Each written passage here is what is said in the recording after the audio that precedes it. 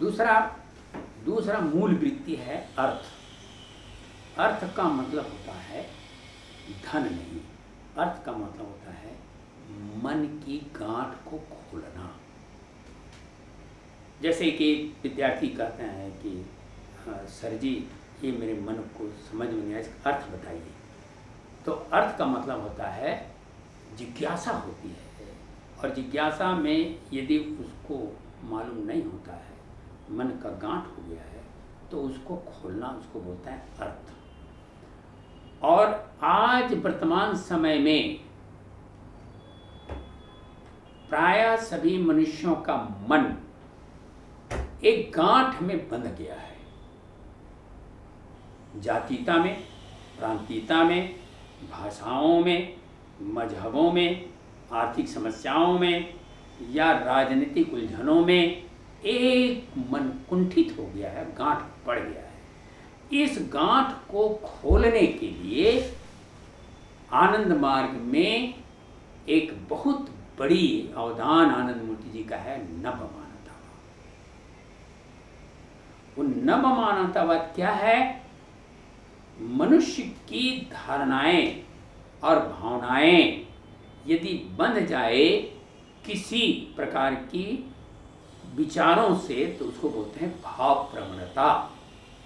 और उस भाव प्रवणता एक सेंटिमेंटल इश्यूज होती है, और उसी में लोग बह करके आज कितना सामाजिक क्षेत्र में विघटन पैदा हो गया है।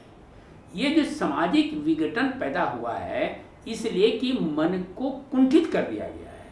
बहुत से विचारों में, बहुत सी भाव प्रवणताओं में, इस भाव प्रवणताओं को कैसे हम तोड़ करके मन को उन्नत कर सकें, इसी के लिए नवमानवतावाद की बात आनंद मूर्ति जी करते हैं कि जितने भी प्रकार की क्षेत्रीय है से संबंधित भाव प्रवणताएं हैं, फिर एक विशेष मनुष्य समूह से है, फिर एक यद्यपि लोग कहता है कि मैं एक राष्ट्रवादी हूँ या मैं एक विश्ववादी हूँ, मगर वो मनुष्यों तक सीमित रखता है।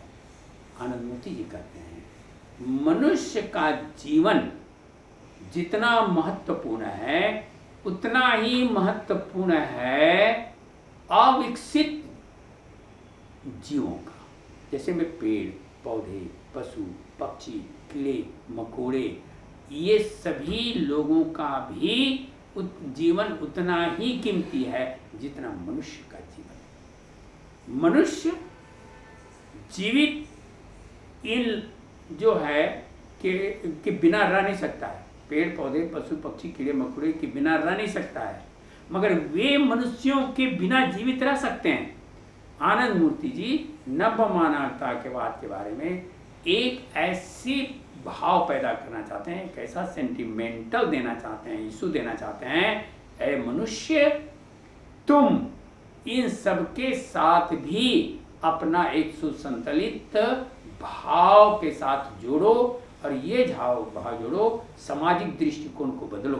सामाजिक दृष्टिकोण का मतलब होता है ये दुनिया परम पुरुष के ही विकास है, सभी उनके संतान हैं, हम सभी एक ही परिवार के सदस्य हैं, जिसको वसुधैव कुटुंबकम की बात करते हैं। तो वसुधैव कुटुंबकम सिर्फ मनुष्य तक सीमित नहीं है, पेड़ पौधे अविकसित प्राणियों से संबंध है, और हम सब एक दूसरे से जुड़े हुए हैं।